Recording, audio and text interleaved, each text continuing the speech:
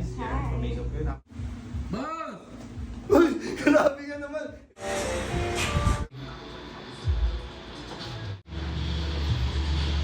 Ayos ba?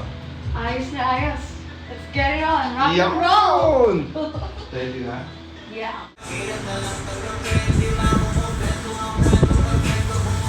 And yun! Ito nga pala yung ginagawa nating back piece project kay AJ Ness. Wow, grabe. Respeto sa dating artist ni AJ. So, it's a cover-up tattoo in progress. 2 consecutive session pa lang ito. Grabe, yung upper part. 2 days pa lang yung nakakalipas. Tinuktungan na natin agad.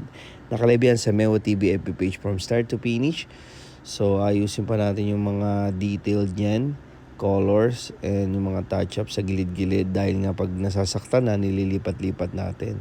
Then, yung pagka-red nun, papatungan pa natin hanggang sa makover up ng todo.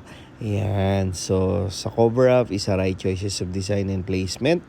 Bali, gusto niya isa cover up hanggang ano yan, lower talaga, as in sa pinakababa pa yan. Kaya abangan nyo yung mga susunod na session niya. Nakalive yan sa Mewo TV FB page and TikTok page. Who's next? And thank you, Lord. Ay, pare ko, second session natin si Boss AJ Ness.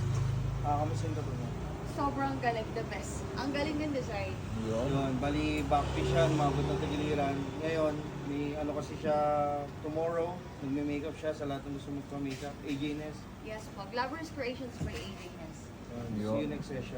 Boss, thank you so much, sir. Highly recommended. Punta lang kayo dito sa Mewo Tattoo Shop. Hindi kayo talaga magsisisi.